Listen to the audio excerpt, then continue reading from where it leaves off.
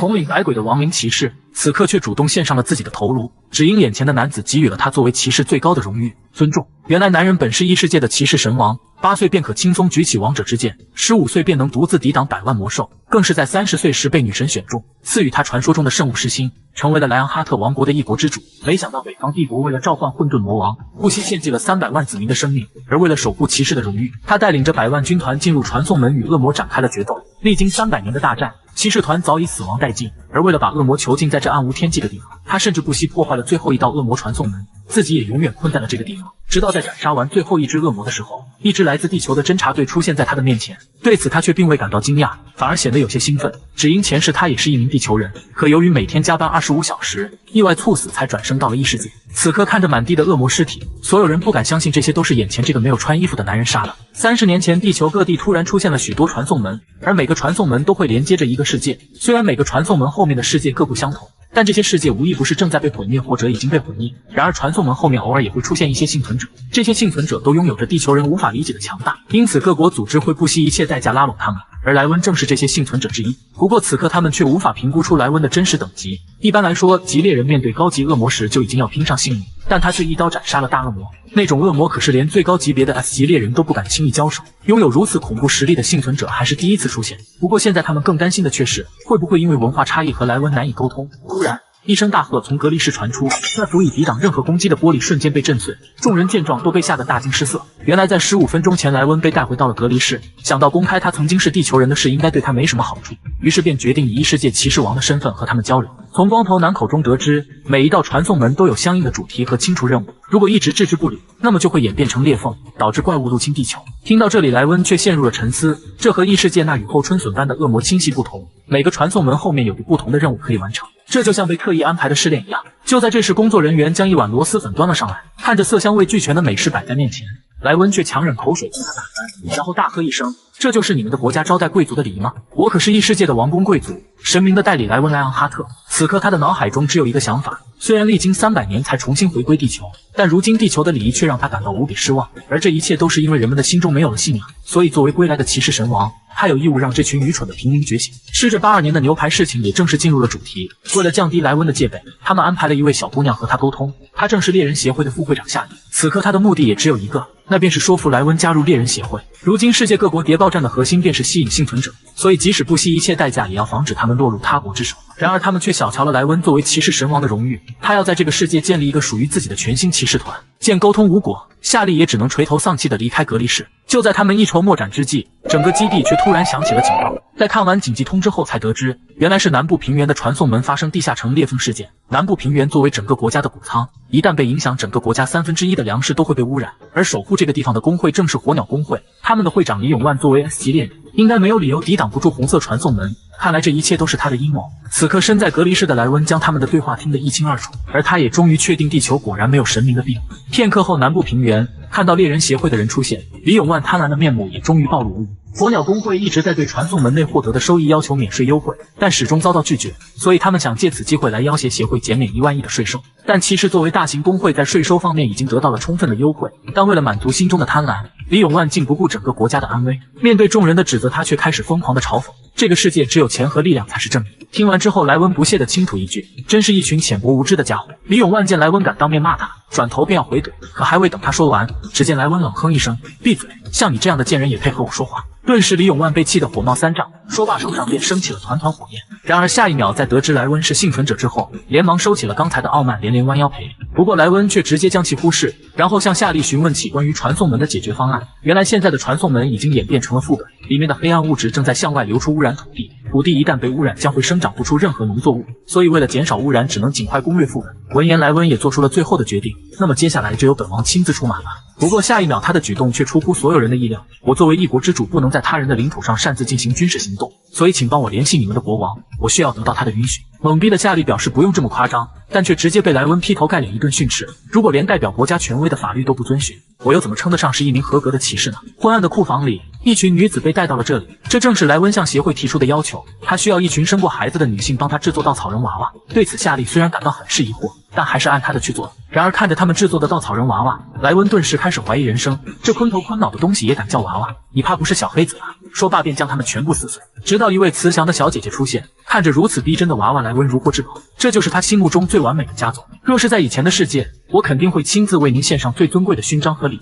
片刻后，莱文在稻田上摆好了桌子和蜡烛，他要召唤孕育万物的大地之母。只见他从虚空中取出一个圣杯，紧接着口中喃喃：“富饶的大地之母啊，此地的子女们为您献上了丰收的娃娃，请您现身吧。”随着一道金光映入圣杯，原本空无一物的杯子里竟开始向外溢出泉水。旭日初升，日光染红了云层，新的一天即将到来。但今天升起的太阳将为这个世界带来崭新的开始。就在这时，那溢出的泉水开始汇入娃娃的体内，下一秒他竟然自己站了起来，而他正是生命与富饶之神德梅拉。莱文向德梅拉恭敬的行了一礼，然后将事情的原委全盘道出，最后意味深长地瞥了一眼李永万。德梅拉听完却并没有生气，无知和贪婪并不是一种罪过，对于生命有限的凡人来说，这是很正常的。说罢便慷慨地施展出神力，一滴圣水滴落地面，缓缓地融入土壤，紧接着耀眼的金光冲天而起，原本枯萎的稻草瞬间被驱走阵阵魔气。这样的操作看得猎人们目瞪口呆。莱文怒声训斥着人们的愚蠢，竟然会任由这一片肥沃的土地被恶魔侵蚀。几分钟之后，枯萎的稻田已经变成了一片金色的海洋，充满了富饶又祥和的气息，大片的麦穗饱满膨大。夏利惊讶地捂住了小嘴。然而火鸟工会会长李永万看到这一幕，非但没有丝毫喜悦，反而气得咬牙切齿。如果这片土地被重新净化，他就无法再用传送门来要挟猎人协会。想到此处，李永万立马大声呼喊：“污蔑这是用魔法催熟的有毒作物！”莱文的脸色瞬间冰冷起来。我劝你不要用你那张臭嘴玷污女神。可李永万却不知死活，仍是不依不饶。他露出了满脸的奸诈，扬言要派出自己工会的鉴定师进行鉴定。将手套戴好之后，只见一股蓝光浮现，鉴定师摊开手掌施展了鉴定技能。可很快，鉴定师就瞪大了眼睛。这里的水稻不仅没有任何毒素，甚至因为受到了女神的祝福，每一株都变为了稀有品质的等级，就连3级疾病都有很大几率痊愈。金珍珠族长瞬间惊呆了，连忙让人借来一口锅灶，当场将水稻煮熟。当他将米饭吞下的那一刻，系统弹出的结果就更加惊人，不仅每分钟能恢复50点魔力和100体力，而且能够持续8小时，简直就相当于一瓶昂贵的恢复药水。众人不由分说甩开腮帮子炫满了米饭，夏利更是急急忙忙跑。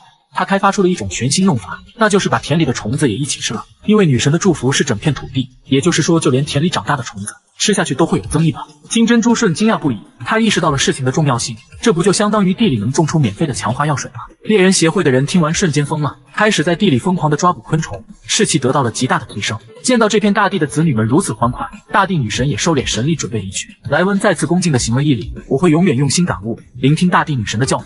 然而大地女神笑靥如花，只是嘱咐莱文无论到哪都要吃饱肚子，紧接着就变成了一个普通的娃娃摔在地上。夏利忍不住追问，如此神奇的景象究竟是什么？莱文只是淡淡的解释，这是神明降临的启示。眼看众人吃饱喝足，莱文当即决定带领猎人们攻略这个红色传送门。李永万看到猎人们现在斗志昂扬，顿时被气得火冒三丈，原本精心的布置却被搞乱成这样，他简直恨不得莱文死在传送门里。但很快他就猛然意识到了什么，然后露出了狰狞的笑容。在这个传送门后面，有着一个永远无法用寻常方法击败的怪物。进入传送门之后，从夏利口中得知，想要关闭传送门根除地下城，就必须干掉首领级生物。而看着地下城内随处可见的骸骨，夏利的一张小脸也不由得紧张起来，因为这座地下城属于亡灵类型，只要不干掉最终 BOSS， 小怪就会无限刷新。莱文眉毛一挑，顿时来了兴趣。而就在这时，系统突然发出警告，地下城已经开始发生裂缝， BOSS 亡灵骑士更是带领所有军队倾巢而出，如果不能在3小时内解决战斗，他们将会被永远埋没在地下城里。金珍珠气得火冒三丈，李永万这个混蛋竟然隐瞒了这么重要的情报。眨眼间，亡灵骑士恐怖的身影已经出现在高台上，无数的亡灵士兵也虎视眈眈，看着嗷嗷直叫的骷髅兵。金珍珠众人瞬间脸色一黑，紧接着命令弓箭手和法师优先解决远距离的怪兽，而他自己则是作为肉盾，握紧盾牌顶在队伍最前方，随时迎接亡灵大军的冲击。就在这时，领头的骷髅兵挥起武器一刀斩下，金珍珠咬牙切齿，只能艰难举盾抵挡。这群骷髅兵的实力比他预想的还要强大，想到这里，他猛然发力，用盾牌推开骷髅兵，紧接着一剑将其劈成2半。然而就在这片刻的功夫，一群亡灵法师已经高举双手结出了法阵。金珍珠见势不妙，疯狂喊叫起来，这才成功吸引了亡灵法师的注意。随着轰隆一声巨响，阵阵幽冥火焰猛然砸了过去。作为队伍里最坚实的肉盾，金珍珠虽然被烧得十分狼狈，但还是能勉强坚持。可下一秒，亡灵骑士杜拉罕却突然骑着骷髅战马杀到面前，只是随意一刀，金珍珠就被直接击飞出去了8米远，然后重重地砸在墙壁上。夏利见状大惊失色，看着前方被杜拉罕砍瓜切菜般乱杀的猎人们，他立马决定带领预备队上前救援。同时还不忘向莱温请求帮助。可莱温听完却是一阵无语，他身为堂堂一国之主兼神圣骑士，又怎么可能跟这些恶心的骷髅架子战斗，甚至还要做出群殴这种肮脏的手段？眼看着莱温并没有出手的意思，夏利当即拔出利剑，飞快地冲向了亡灵骑士。骷髅兵们刚刚回过神来，却被夏利当成垫脚石踩在脚下，紧接着凌空跃起，对准杜拉罕就是一套从天而降的剑法。可随着哐当一声巨响，杜拉罕竟然横过大刀，稳稳挡住了攻击，甚至还把自己的脑袋当成道具，用来遮挡夏利的视线。杜拉罕趁机反手一拳狠狠轰出，夏利同样也被打得倒飞出去。还未等他回过神来，杜拉罕瞬间就策马来到他的身前，那高高扬起的大刀马上就要将他彻底终结。不过作为猎人协会的副会长，夏利也不是吃素的，杜拉罕的行为正好合了他的意。远离队员，他就能释放大范围技能。只见一股磅礴的能量爆发而出，随即一斩而下。可面对如此恐怖的攻击，亡灵骑士却只用刀面就轻松挡下。就在这危机时刻，只听一阵掌声传出，非常优秀。虽然你只用了一只手，但你的剑术却十分精湛，想必你生前一定是个有名的骑士吧？只见莱温一脸郑重地向亡灵骑士道歉，请原谅我的眼拙，竟把你当成了死灵之类的东西。说罢便毫不畏惧地走向亡灵骑士，我给你一个向狮心王申请决斗的权利，我们便以骑士的荣誉来结束这场战斗吧。这番话顿时将在场所有的生物的下巴惊得都快要掉到地上，然而结果却出乎所有人意料。杜拉罕拿起头颅微微点了几下，他竟答应了下来。统领百鬼的亡灵骑士此刻却主动献上了自己的头颅，只因眼前的男子给予了他作为骑士最高的荣誉，来自一界之主狮心王的尊重。面对莱温诚挚的邀请，亡灵骑士杜拉罕缓缓走下战马。身为一名荣誉骑士，他果断接受了骑士间的决斗申请。对此莱温却根本不慌，抬手便召唤出了自己的长剑。你的剑术本就是需要双手操作，如果只用单手，那就算不上是真正的决斗。此刻莱温甚至还让杜拉罕暂时放下他的脑袋，以便对手发挥出双手剑的全部威力。夏利听完瞬间惊呆了，连忙出言提醒杜拉罕，作为亡灵生物，如果不将头颅破坏是不会死去的。如今头颅被骷髅兵保护了起来，又该如何将其击败呢？可莱温听完却不以为意，决斗的胜负才是骑士们的荣誉。很快双方便对峙起来。只见莱温将长剑举到胸前，按照骑士的礼仪正式做了决斗邀请。我代表光与正义女神雅利亚奈的第一骑士，以及莱昂哈特王国的狮心王，允许你向我发出挑战。闻言，杜拉罕也举起大剑接受挑战，接着不由分说猛然抱起，大剑直挺挺地对着莱温当头劈下。随着当啷一声，重击震起阵阵烟尘。可莱温却面色淡然，反手一剑就将杜拉罕这威力巨大的一击抵挡，紧接着剑柄一转，顺势推开杜拉罕的大剑，随后猛然上前，剑尖抵在了杜拉罕的脖颈之上。杜拉罕第一场已然落败，他飞速后退，紧接着再次挥刀腾空而起，瞄准莱温来了个从天而降的剑法。这恐怖的威力让在场所有人都惊呼出声，这种程度的攻击又该怎么抵挡啊？对此莱温却始终面不改色，很快便看出了杜拉罕的破绽是在脚下，紧接着随手一剑挥出，成功将这恐怖的一击化解。速度之快令在场的人都没反应过来，但只有夏利明白，刚才莱温在两把剑碰撞时采用了缠剑的手段，通过改变重心转为横劈，然后将杜拉罕直接击倒。能够使用如此技巧的人，不仅需要强大的胆识，还需要无人能及的战斗技巧。莱温再一次将剑抵在了杜拉罕身前。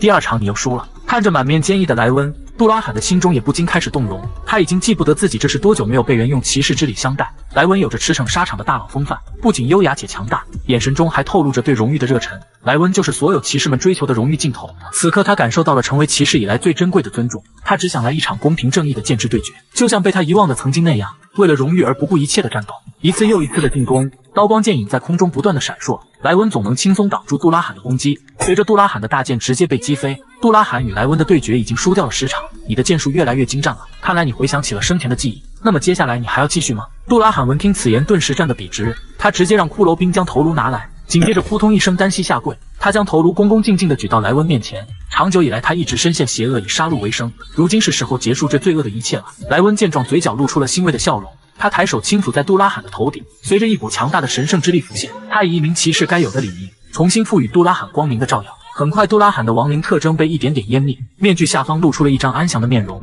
愿荣耀与您同在。随着地下城的最终报废进化，猎人们也成功走出了地下城。夏利与金珍珠到现在也不敢相信，这座地下城竟然会以这样的方式被解决。此刻莱温背着手意味深长地看向众人，现在你们可以帮我去收取战利品了。片刻后，杜拉罕的披风、大剑和宝珠都被原封不动地保留了下来。可看着邪气笼罩的宝珠，莱温却露出了凝重的表情。金珍珠认为这要是拿去卖掉肯定值不少钱，可莱温二话不说，直接一脚将其踢碎。这样的东西如果流传出去，只会引起无尽的纷乱。然而莱温却表示，作为女神的信徒，自然不会让他们吃亏，所有人的吃穿用度都将由他的工会负责。夏利闻言连忙解释，他拿出被祝福的稻谷的估值报告，按照如今的市场价格，一袋80公斤的大米就高达1亿5千多万。大爷听完简直不可思议，看向莱温的眼神也变得满是激动，只觉得他的浑身都在发光，真是一位仁慈的君主呢。虽然税收问题得到了满意的解决，可万万没想到的是，没过多久，莱温却再次暴怒起来。身为堂堂异世界之主，他的房间竟然连个像样的艺术品都没有，夏利只能委屈巴巴，连夜打电话向5星级酒店借了2间总统套房，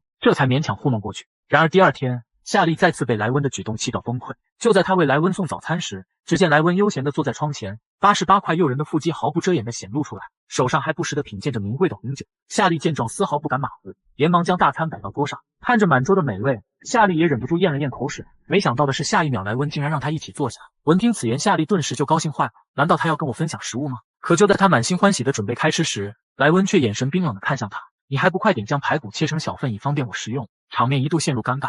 难道您不是要和我分享食物吗？莱温再一次露出了鄙夷的目光。身为堂堂一国之主，我怎么可能会和平民同席？夏利瞬间感觉心中1万头尼玛飞奔而过。除此之外，为了安抚好这位大佬，猎人协会不得不拨款买下一栋高档公寓，莱温这才露出了满意之色。片刻后，夏利带着莱温准备好好参观一番。就在这时，一个不速之客赫然出现在两人面前。夏利表情瞬间大变，因为今天的一切行程都属于高度保密，那人竟提前在这里等候他们。只见男人殷勤的鞠躬问好，并且表示他是头井食品的理事朴中灿。夏利闻言顿时冷汗直冒，头井集团可是棒子国的3大财团之一，如今竟假装偶遇的样子在这里等他们，看来一定有所图谋。果不其然，朴中灿阴斜着脸微微一笑，伸出手向莱温示好，很高兴见到您，莱温莱昂哈特陛下。不曾想，莱温顿时脸色大变，满脸鄙夷地俯视着朴中灿，区区一个卑劣的小商贩，也配跟我握手？朴中灿整个人瞬间愣在原地，而莱温则是带着夏利潇洒离去。回到房间后，夏利仍然心有余悸。虽说不知道朴中灿找到莱温究竟有什么目的，但莱温无视头井集团也算是个值得庆幸的事情。莱温对此却并不在意，一个小商贩还能为了什么？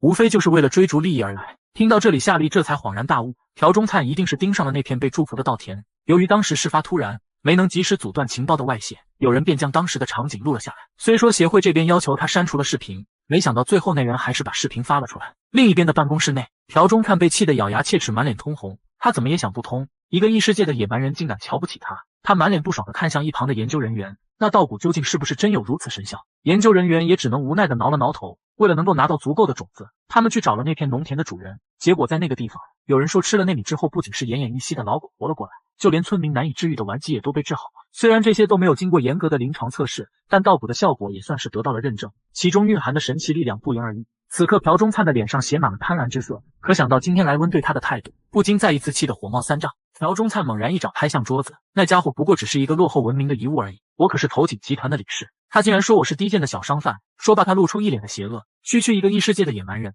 看我怎么用文化冲击碾压你。狮王回归地球后有3个目标，第一个便是取缔如今的3大宗教，尽管他们在世界各地拥有庞大的信仰，却不具备神力去拯救受苦的人类，唯有异世界的神才是真神，所以建立一个新的信仰很有必要，并且需要通过传教让更多的人信奉新神。其次，需要建立一个可以使用神力的圣殿骑士团。如果圣杯的守护者狮心王被认为是败神，那么圣殿骑士团就是圣团，被众神授予神力的骑士将成为铲除魔物的利刃。最终，当神教崛起，圣殿骑士团复兴的那天，便是世间所有邪恶覆灭之时。虽然想要重铸圣骑士的荣光困难重重，但只要我履行骑士王的职责，那一天便指日可待。这时，韩海利恭敬地通知我，有人通过了猎人协会的申请，想要与我进行一场正式的面谈。在我同意之后，几名西装革履的人走了进来，为首一人正是斗正集团的理事朴中灿。面对他的问候，我却充耳不闻，用居高临下的眼神打量着他。尽管不爽的朴中灿心里已经骂开了花，但为了做成生意，他还是强颜欢笑，并且表示为我准备了一份宝贵的礼物。朴中灿很自信，我绝对会被礼物惊讶到，心想我这个乡巴佬肯定没有见识过这种宝物。当我见识过后，可能还会求着跟他合作。我则不以为然地说道：“既然你这么有诚意，那么我就收下了。”朴中灿强忍着破口大骂的冲动，我高傲的态度似乎收下礼物反而是他的荣幸。而在朴中灿的请求下，我则让韩海利去将箱子打开。只见他很好奇地走过去，手指刚触碰到箱子时，箱子便自动打开，并且释放出一股寒气。箱子内的东西顿时将韩海利吸引，而这正是朴中灿想要看见的表情。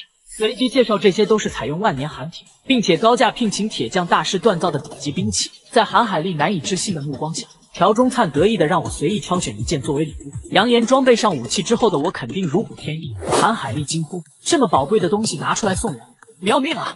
怎料我却很嫌弃。所以你大费周章只是为了把这些垃圾摆在我面前吗？闻言，两人一脸错愕，这可是有价无市的顶级兵器啊！然而没有经过星光晕阳以及神明祝福的剑，在我眼里跟屠夫的杀猪刀没两样。不理解的朴中灿冷汗直流，难不成断剑还需要经过神父的祈祷？听见我的质疑，府中灿慌忙解释这些兵器具有的种种神威，然而在我眼里，他就是个为了将商品卖出去而极力推销的商人。所以为了让他心服口服，我召唤出圣剑便要证明他们确实是垃圾。见识到我的取剑手段后，朴中灿颇感意外，但看见那只是一把破剑却放心了。他倒要看看我的圣剑有什么能耐。随即麻烦韩海丽在箱子里选一把剑，并且让他上手感受后测试一下。见我并没有拒绝朴中灿的意思，韩海丽便心领神会。经过一番挑选后，他选择了一把阳气缠绕的剑，这是工匠大师朴正哲的杰作黎明。韩海丽感受到剑浓厚的力量，据说他曾在一处地下城内吸收了10天的太阳能量。我不屑地催促道：“一把玩具而已，有必要大惊小怪吗？”随后伸出圣剑示意韩海丽用力砍下。他提醒我要小心了，之后将火焰之力附着在剑上。只见韩海丽手握着烈焰长剑蓄势待发，下一刻便使出全身的气力斩下，紧接着长剑竟突然断裂开。没想到平平无奇的圣剑却异常坚韧，我淡定地将圣剑收了回去。这比我想象的还要糟糕，真是浪费时间。随后让朴中灿长话短说，因为我只能给他3分钟的时间。闻言被震惊的他回过神来，最终直截了当的表示他想要祝福大米的专利。不等我发出质疑，朴中灿立即表示愿意支付数千亿的巨额费用。然而只凭能够治愈癌症，祝福大米真正的价值都远不如此。但他断定无知的我不可能意识到这一点。随后急不可耐地表示可以马上签署合同，甚至还可以帮我把价格再打上去。闻言我骂道：“真是愚蠢的商人！”下一刻我宛如一头压迫感十足的雄狮，你亵渎之人可是狮心王，另一世界无敌手的狮心王回归地球后却扮猪吃老虎。在此之前，我怒斥朴中灿只是个卑贱的商人，怎么敢亵渎神明的？而被威慑的众人顿时感觉难以呼吸。朴中灿更是看到了死神在向他招手，手拿他在我面前仿佛是一头待宰的羔羊。只见我厌恶地让他陈述自己的罪过，虽然他已经全身颤抖地跪倒在地，却还是不明白自己到底做错了什么。我挥手撤去威压后，对他这般愚昧不堪很是无语，于是解释到大米是从德梅拉祝福的土地上生产的，只有那些辛勤耕耘的农民们才能享受到神的祝福，因为这是对他们感恩之心和信仰的恩赐。纵然是所谓富可敌国的大财阀，也休想占有神的祝福大米，更何况你们还是一群不信仰神明的贱民。被我训斥的朴中灿后槽牙都快咬碎了，却始终敢怒不敢言。在我将朴中灿一行人赶走之后，韩海丽担心我会遭到他们的报复，然而我不以为意，随即询问他我交代的事情办得怎么样。韩海丽回答猎人协会已经安排妥当。他一脸期待的以为我要参加协会的能力测试，然而除了神明，我狮心王又何须再向他人证明我的实力？韩海丽一头雾水，疑惑我预约测试的目的何在？那便是为了挑选出协会中能够成为骑士的猎人。左右为难的韩海丽解释这不符合规定，但我可不管，让他马上给我安排车辆。画面一转，猎人协会内，地级猎人巨大成又一次来进行评级测试。心想，就算他再没有才能，这一次也该晋升 C 级了吧？老相识的大叔劝说他加入采掘组，虽然不如攻略地下城来钱多，但胜在安全且收入稳定。而为了养家糊口的巨大成则决定要再尝试一次。这时大叔看着前方一人很是惊讶，只见我金发碧眼，一副欧洲贵公子，两人被我身上高贵的气质吸引。随后大叔主动跟我打招呼，并且撇脚地说着：“你好，侯米。”闻言我一脸嫌弃，别随便跟我搭话见面。始料未及的大叔瞬间石化，待我走远后，巨大成说道：“这个外国人的韩语那叫一个地道。”不曾想还是被我听到，而我们两人只是对视了一眼，巨大成的身体便止不住的颤抖，与此同时脸色变得惨白，我不经意散发的气势便压得他喘不过气来。就在这时，一名检测员出现，通知巨大成可以进行测试。而不起眼的他已然引起了我的注意，纵然他如今还是个弱者，却还是有加入圣骑士团的潜力。而我环顾四周后，却再也没能找到有资格。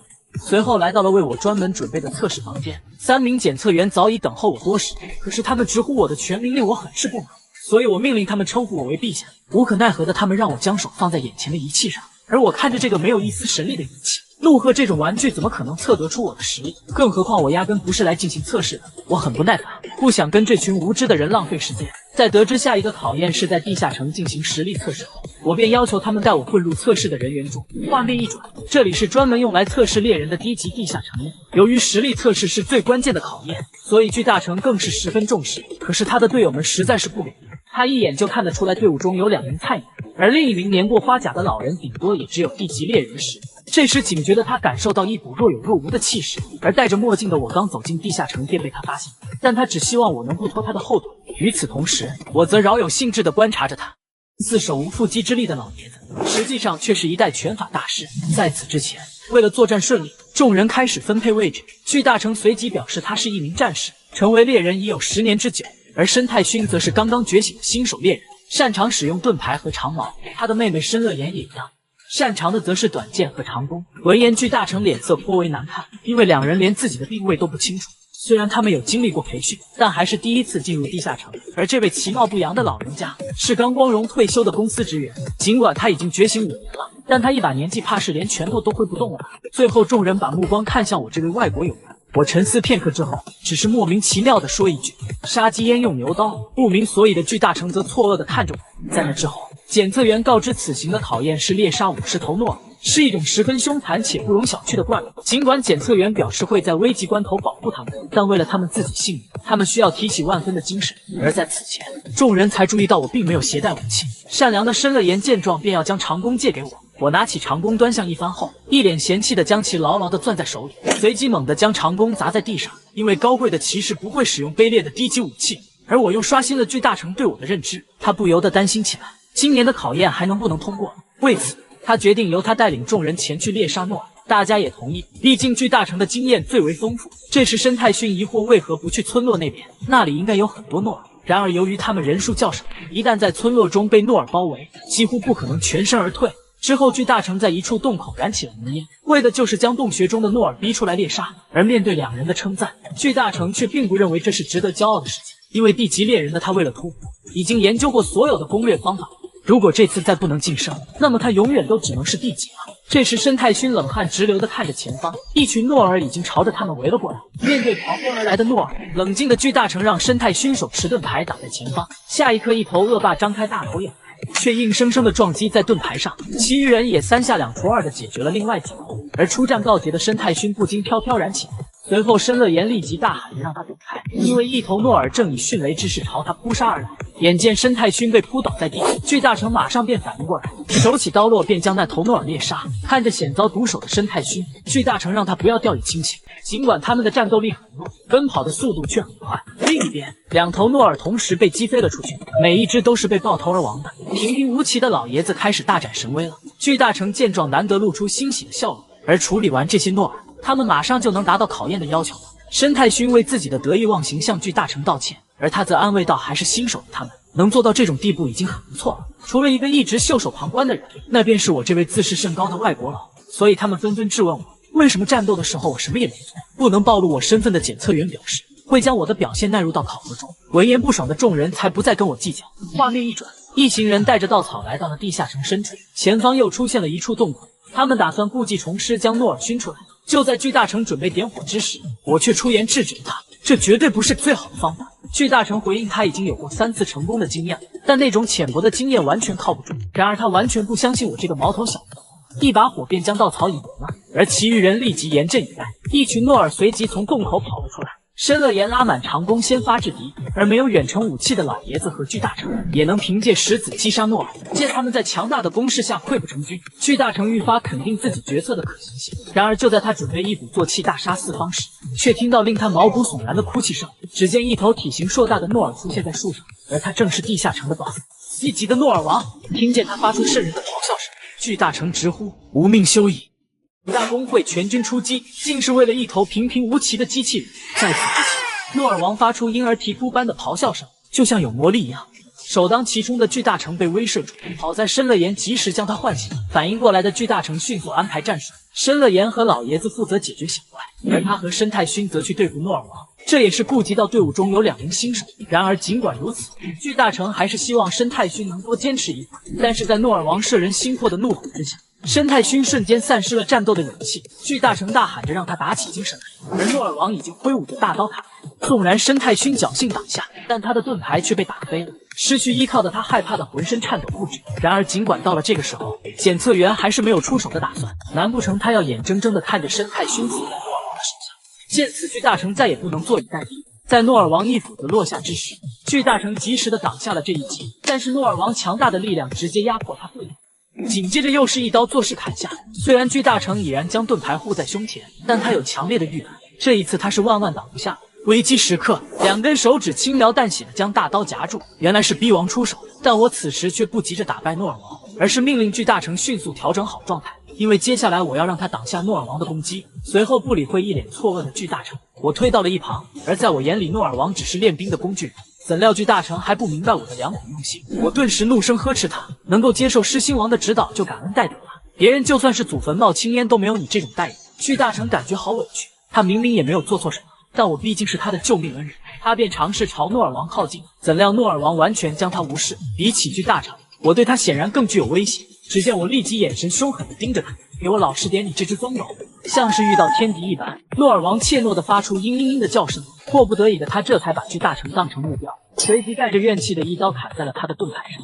而巨大成感受到盾牌差点就要脱飞了出去，看不下去的我指点他不要一味的防守，面对实力更加强大的对手更应该找准机会。但巨大成此时忙于防守，即便我已经这么说了，他也完全不能领会我的意思。而我见他回头，却是一脚踢在他的腿上。诺尔王的一击真好挥空，我鼓励巨大成不要埋没了你的才能，你其实可以做得更好。闻言，巨大成却是难以置信，因为万年地级猎人的他连一个特殊技能都没有，而且我更不可能仅凭一句话就能让巨大成拥有才能。但我的话还是给了巨大成自信，他死死看着诺尔王的一举一动，事到如今他只能相信自己可以做到。紧接着诺尔王便提刀砍来，巨大成见状怒喊着迎了上去。下一刻，巨大成凭借巧力挡下了大刀，在短暂的迟疑之后，他满心欢喜地庆祝自己成功了。不曾想诺尔王随即一拳落在他的脸上，硬生生接下这拳后，巨大成已经无力地扑倒在地。看来他想要成为骑士还差得远。而且不出意外，巨大成今年的等级鉴定还是地级。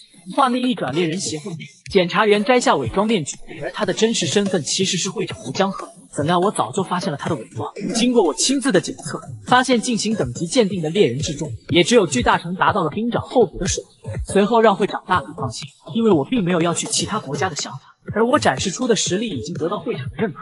在此之前，在诺尔王将巨大成击败后，我再也忍受不了这种肮脏的生物靠近我，随即使用一指禅便轻松地将诺尔王击杀。会长称赞 C 级的魔物在我的面前就像玩具，我也毫不谦虚，对付那种杂碎就像吃饭喝水一样简单。随后会长表示，如果我想创办工会的话，猎人协会也会给予帮助，以他们的能量可以迅速帮助我扩张势力。而会长则希望我可以帮助协会攻略一个红色地下城。在之前的1年时间里，还没有猎人能够将那里清除，而那里的 BOSS 是一台守护着智慧宝玉的机器人亚克特斯皮纳。此前有一支攻略队伍进入到地下城，庞大的地下城宛如一座未来工业城市，但是连幻想和武侠世界都曾出现在地下城里，这种赛博朋克风的未来世界也不足为奇。随后一行人开始讨论起作战计划，并且决定先到一处高楼上进行观察。在那之后，观察许久的副队长皓月却连一只魔物都没发现。然而就在队长韩秀提醒众人还要保持警惕之时，一道激光突然将他爆头击杀，皓月被突如其来的一幕惊吓掉，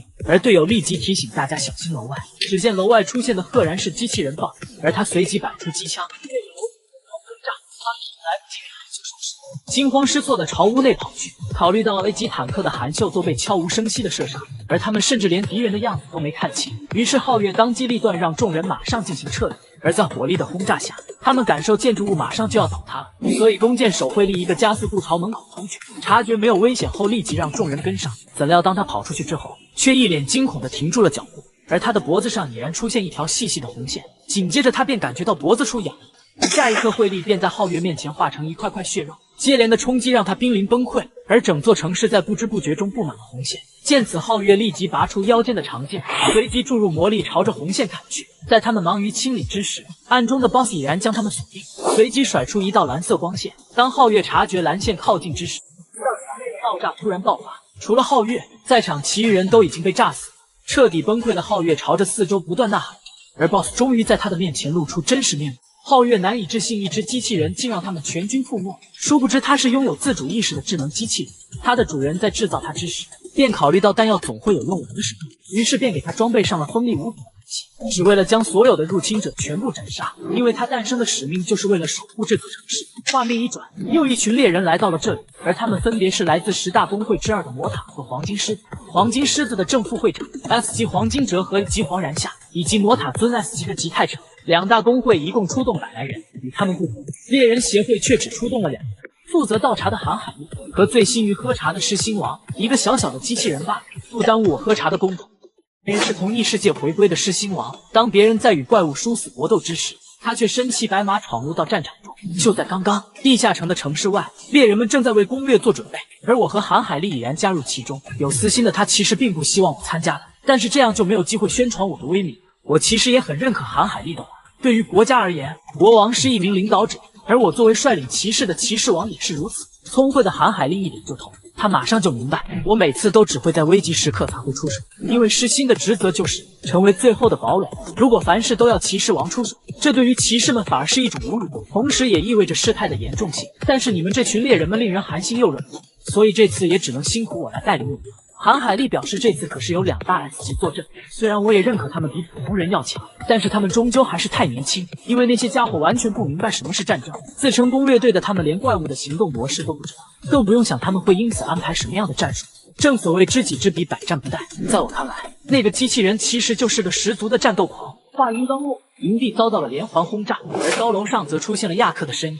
他会将城市的入侵者全部删除，只因这是他的主人临终前最后的指令。反应过来的猎人们马上进行隐蔽，但是在亚克的扫描之下，他们的身影完全暴露在视野之中。他的机械臂已然充能完毕，紧接着迅猛的雷击炮爆射而去，伴随着一道爆炸的轰鸣声，躲藏在一处的猎人们皆已身亡。其余人惊讶这该死的机器人简直恐怖如斯。这时黄金哲手持巨锤出现，凭借一身伟力砸向亚克。这一击直接导致亚克的关节处受损，但黄金哲则被他选为了第一攻击对象。而黄金哲全然不惧，因为此时此刻，黄然夏已然出现在亚克的背后。这一拳强大的威力，直接将亚克从高楼砸向地面。受此一击，他似乎出现故障般发出滴滴滴的声音。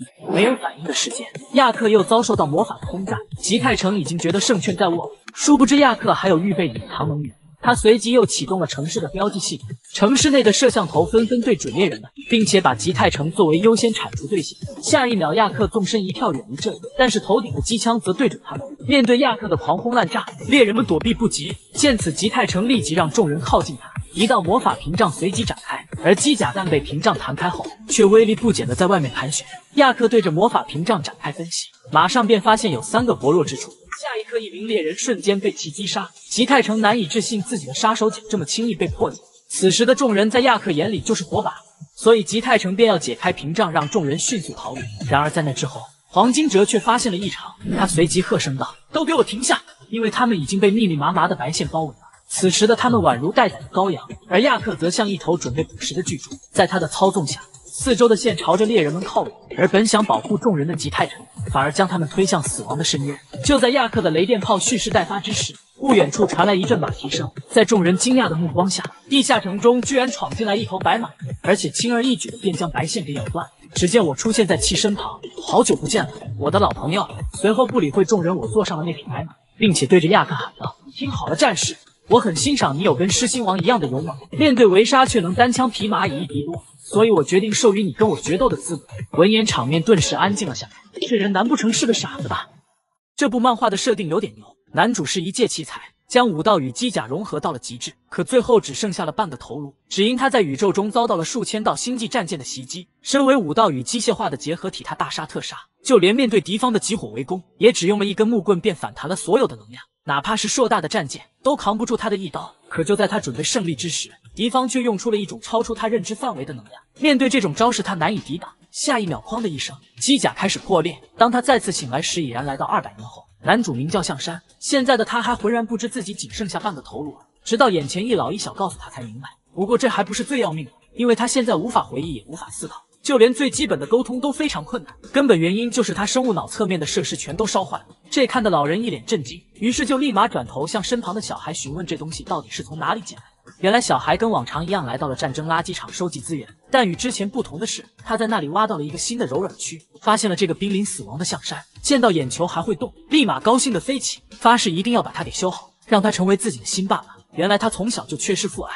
为了满足自己的心愿，他已经换了好几个爸爸，这次他一定不会再受到同龄人的嘲笑，于是把象山给带了回来。而对面这个用玻璃盖盖住大脑的老人是回收站的镇长，身旁的小男孩则叫游击。在他们所生活的区域就是生华战争时代留下的垃圾场，这里所有的人都靠捡垃圾为生，如果实在活不下去了，那就卖掉身上的一些部位，久而久之镇上就变成了这副鬼样子。此时镇长为了方便沟通，给男主取了一个叫约格的名字。一听这名，象山就发现不对劲，虽然这个名字对他有着深刻的意义，但自己肯定不叫这名。见到象山约了过去，游击立马叫了声爸爸，这可让象山一脸懵逼，我有儿子吗？随即镇长就解释了缘由。也就在这时，一个摄像头突然伸了过来，气愤的埋怨游击不该把这死人脑袋带过来。对此，游击只好委屈巴巴的叫了声妈妈对不起。此话一出，象山一脸问号，游击的母亲居然是个摄像头。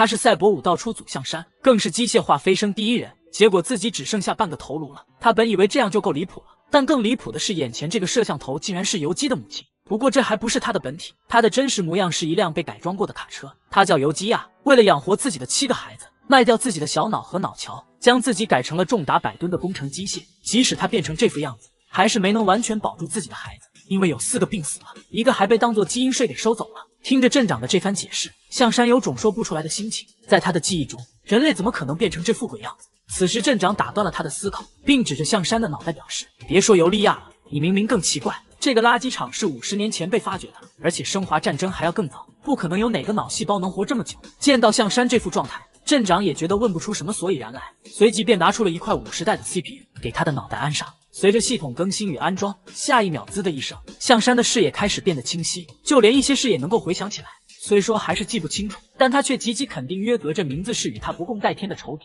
第二天一早，游击就给他找来了一副异体，有了这双手，他的行动开始便利，于是就跟随游击来到了铜糖树下。铜糖树顾名思义就是树中会产生一种铜糖的液体，每天都有专门的人去采集，而这就是这个时代居民的主食。听完象山就立马喝了下去，可这才发现不对劲，人怎么可能会喝铜水呢？而且树木还都是灰色，是我疯了还是这天下疯了？突然这时游击打断了他的思考，并带他来到了一座垃圾山，给他残缺的脑袋上安个水壶做保护，顺便找了一堆零件准备给他安上一副异体。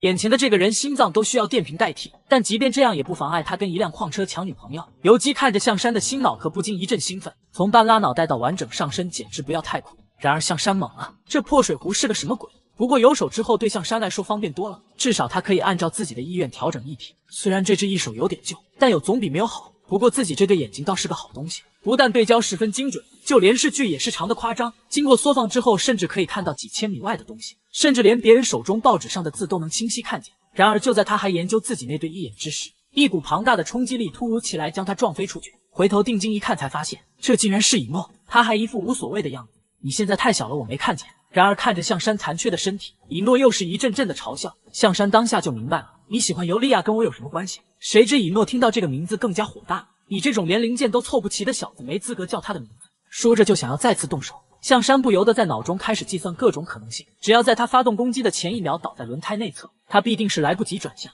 到时候只要抓住转动抽，用震动松脱掉螺丝就可以让他彻底解体。不得不说我真是个天才啊。然而就在这时，象山突然发现自己竟然能够看到眼前这个庞然大物的构造图。以诺见象山愣在原地，还以为他是怂了，要不是戴森原则不让杀人，你现在已经是一堆废铁了。说着以诺一个掉头便是没了身影，只给可怜的象山留下了一堆汽车尾气。象山呆呆的愣在了原地。戴森法则是什么？又是谁颁布的呢？换句话说，这个世界到底是谁在掌控？还有之前镇长所说的基因税是谁在收取？游击对这些事情倒是不感兴趣，设定这些东西的人肯定跟他不是一个级别的。比起这些，他倒是对象山更有兴趣。难道说你是残奥会的运动员吗？大哥闻言不禁懵了。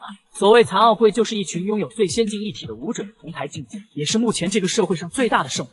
象山不由得一脸懵逼，在他的记忆里，武功并不是只靠外门功法的战斗，更需要掌控足够强大的内功心法。游击一听更是来了兴趣，那你之前搞不好是侠客。所谓侠客，就是掌控着世界上最强暴力的组织，他们信仰一个叫做莫迪的邪神，以亚伦斯沃茨的古代暴徒为精神导师，破坏人类文明。象山不由陷入了沉思，按照脑中的记忆和剧情走向，我很有可能是个侠客呀。游击当下也不含糊，不管你是什么，眼下还是赶紧找点有用的零件给你做好下半身。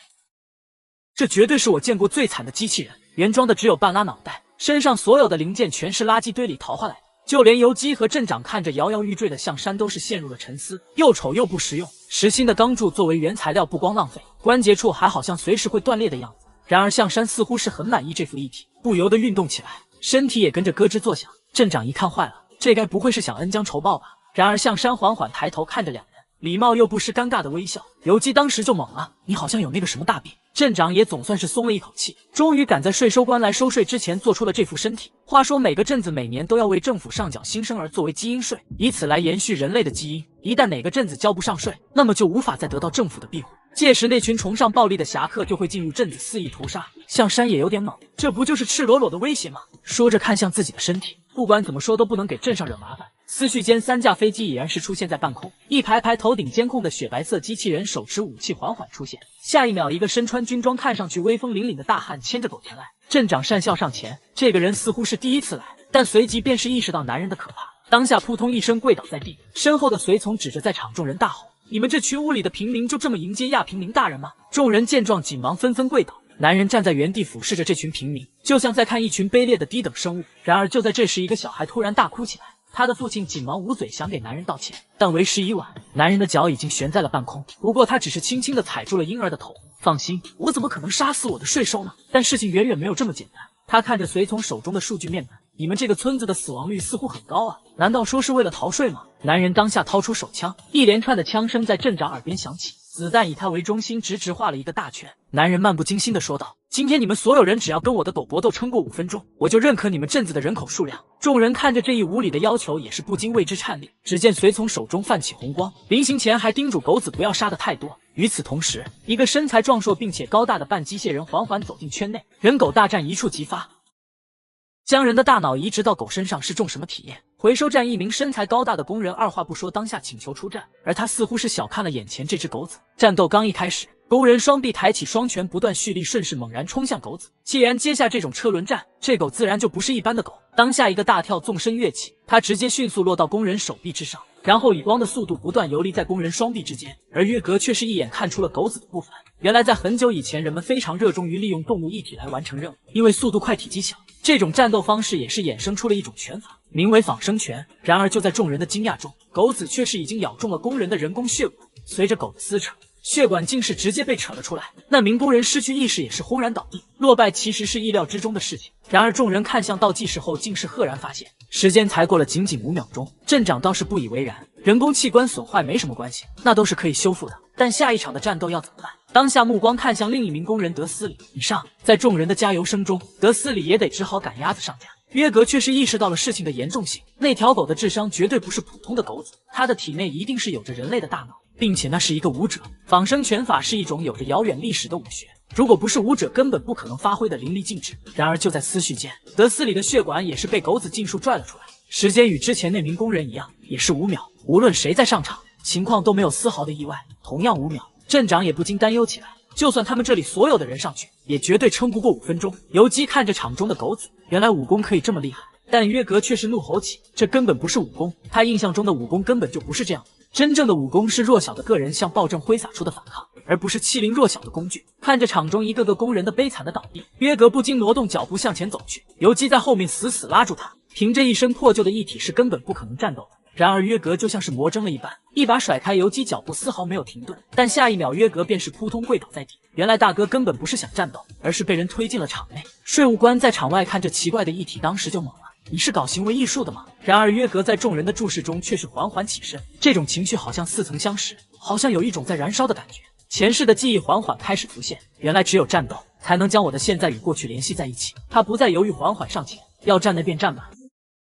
打狗最好用的武器当然是打狗棍，就算是移植着人类大脑的狗也不例外。约格当下也不准备逃避了，只是凭借现在残破的一体，想要战胜仿生拳显然是不可能的。他看了看一旁的电击棒，这个就是我唯一的机会了。狗子显然也根本没拿这破铜烂铁当回事，当下张着大嘴就扑了过来。就在众人以为约格这一击就要完蛋之时，狗子也是一口咬到了电瓶之上，但不料身体残破却是有残破的好处。约格趁机一拳将狗子直接轰了出去。他此时也意识到这只狗子不简单，目标直指蓄电池，似乎是想要一击毙命。不过随即一股熟悉的热血感涌进脑中，这久违的战斗啊！眼看狗子就要扑到跟前，约格左臂猛然抬起，重重的砸了下去。只见狗子应声倒地，直接被砸了个四仰八叉。在场的人都懵了，谁也没想到这堆废铁竟然还有如此战斗力。约格目光一转，当下就要伸手去拿电击棒，而狗子此时也反应过来，一口咬住他的左腿，死命的向后拽。不过这只能是拖慢他的动作，因为现在的一体是根本感觉不到疼痛的。所有的外门功法都是需要遵循牛顿定律，按照仿生拳的策略，则是会优先攻击敌人腿部。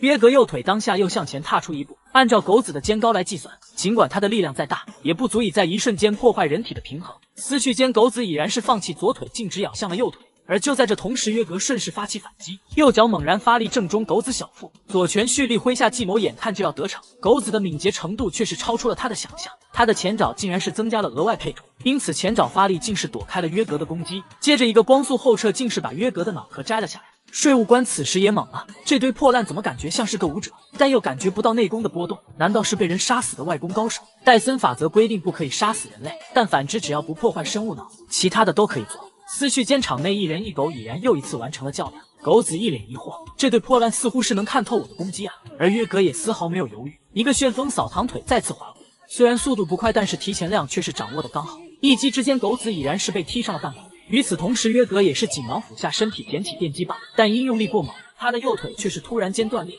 狗子站在一旁看着男人不禁笑，你这乡巴佬没想到有两下子。说着，狗嘴缓缓张开，一个钢制的头盔缓缓从体内探出，直到尽数出现后，众人才赫然发现，这只狗的体内竟然是一个武者的脑袋。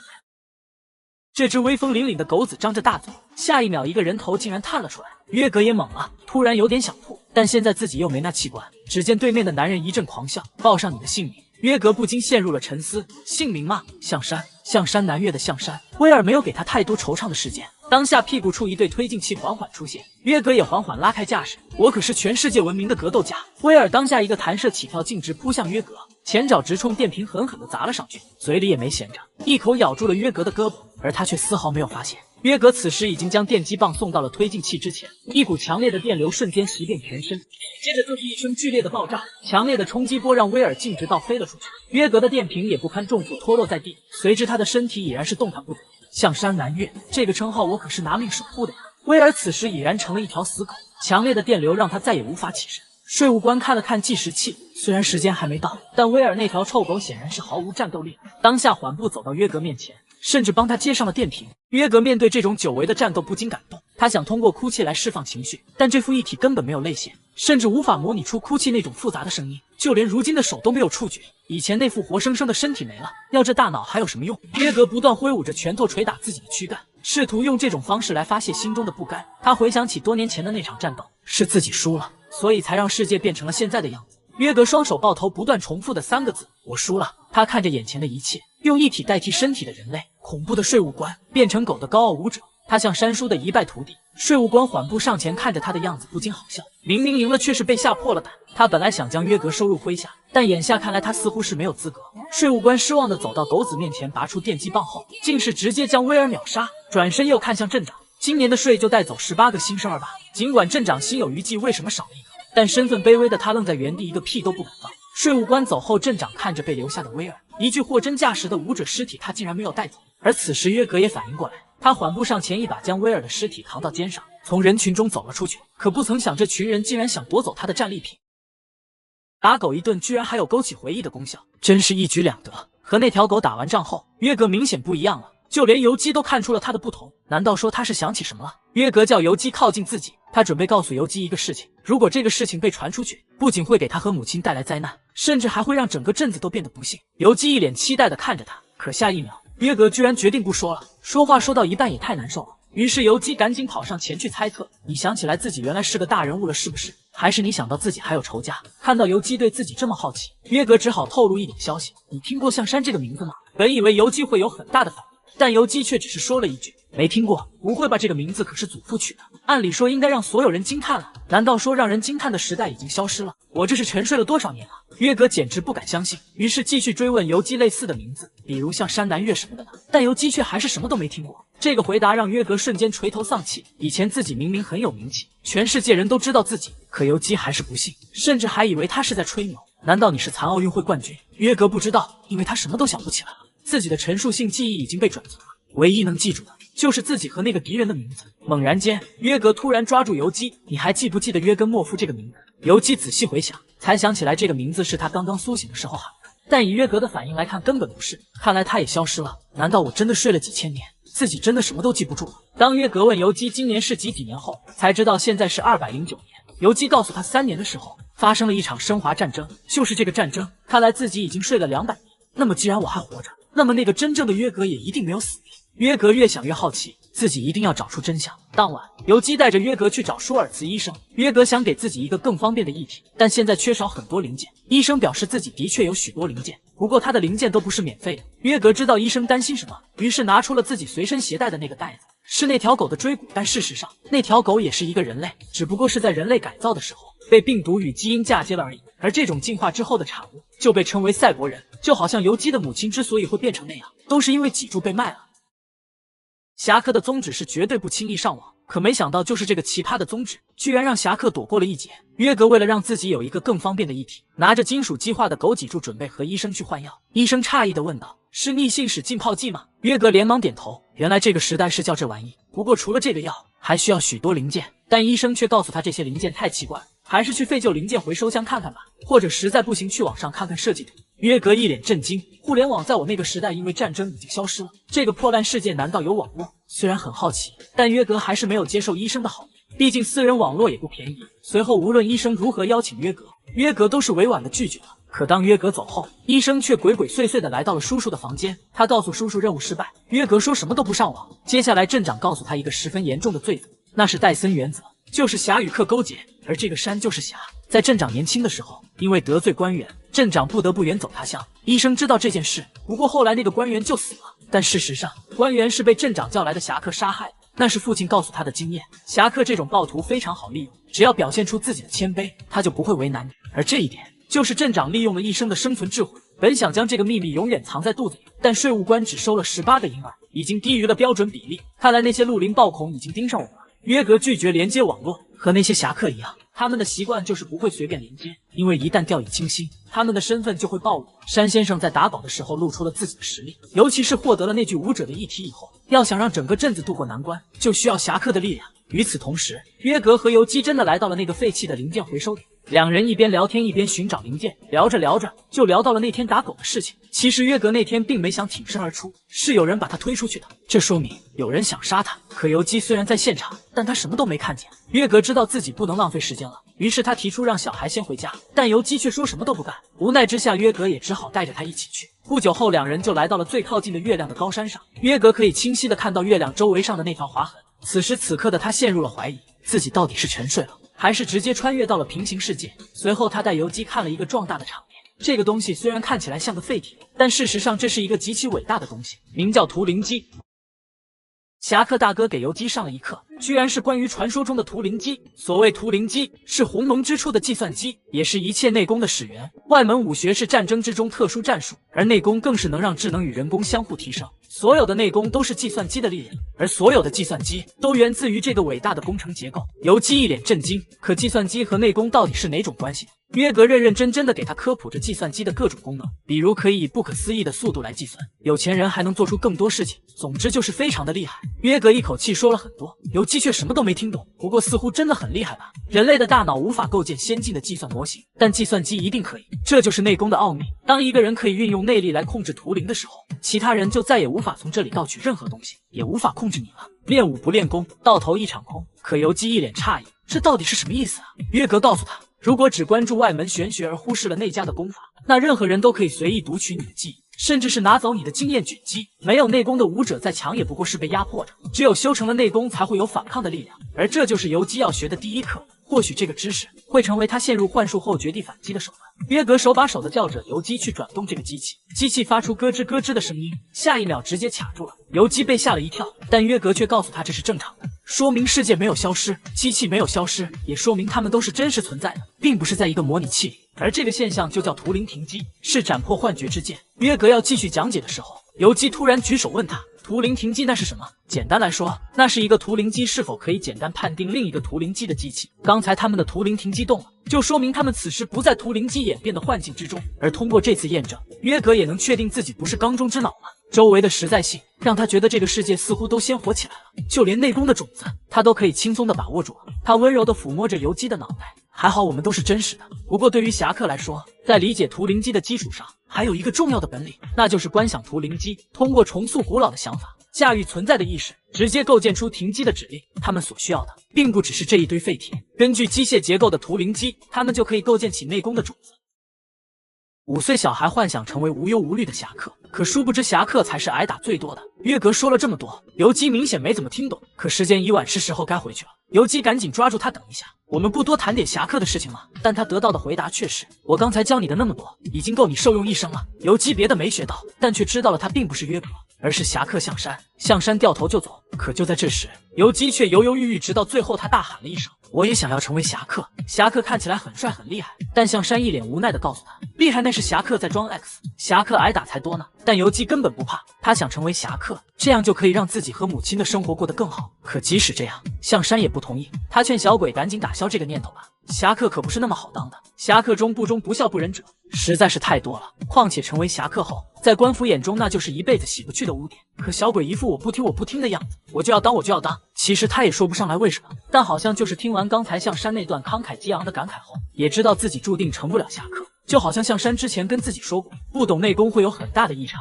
但游击却觉得这没什么问题。象山没想到这小子还挺有教育价值呢，那就坐下，给你讲讲侠客要说什么好吧。不久后，象山的大脑中许多东西都被唤醒了，或许传授给游击一些本领也是一件好事。他告诉游击关于知识诅咒的事情，无知的生活和安宁的世界中，不知道自己在忍受痛苦，未必是一种不幸福，就好像追逐光明，却始终要处在求而不得的苦境之中。游击一脸迷惑，象山今天说的话怎么都这么晦涩难懂呢？不过游击相信他是个好人，以后自己也想过上那种舒服自由的日子。听到自由2个字，象山再次确定，这回小孩真的适合做侠客，因为侠客就是为了自由而诞生的。但这里的自由也不是想干嘛就干嘛，虽然侠客之中的确有为了自己想法成为侠客的，但大部分的侠客为的都是众人的自由。自古以来，强大的事物欺负弱小的事物似乎就是理所应当，但事实上这是个错误的选择。弱肉强食的本质是对人类想象的共同体的践踏，懦弱的人一直处于非常痛苦的状态。不过这时候出现了一个了不起的人，是莫迪。他站出来提出了互利互惠的观念，在当时是非常难得的事情。除此之外，还有兼相爱这句话也是莫迪提出来的，而这就是法家的力量。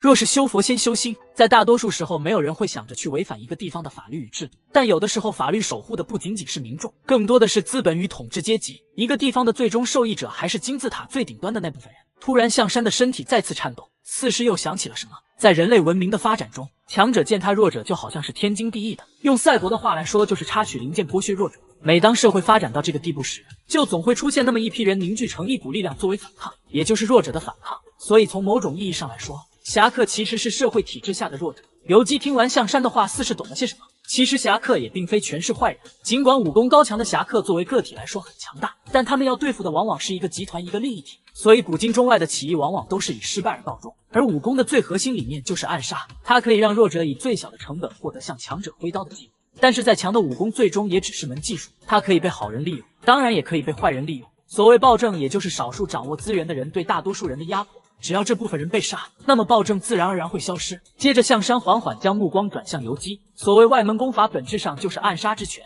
但与赛博一体相匹配的武术并不是古老的东方武学，而是根据西方早起的火枪演变来的。这种暗杀术集合了游击、狙击、特种作战的所有理论，而由于赛博一体的无限可能，这种暗杀术的威力也超出常人想象。说到底，武功的本质就是一种算法，外功算是一门模板，内功就相当于是信息。终于象山将自己的全套理论尽数传授于游击，并且要求他先从内功学起。随后大哥双手向后一背，从今天开始我就是你的师傅了。游击明显有点懵，师傅是什么能吃吗？大哥瞬间整个人都不好了。师傅就是侠客之间的一种契约。次日一早，象山还在忙活自己的新议题，镇长却是适时的走了进来。他当然也是知道了象山购买零件的事，说着更是想上前指导象山。但如今的象山又岂是之前那个傻傻的约格？明知自己是侠客，还帮助自己，不可能是没有目的的吧？不过也没关系了，目前的自己还没有什么能让别人看得上眼的。而对他来说，眼下最重要的就是找一个坚硬的外壳，并且还要找一个完全吻合的头盖。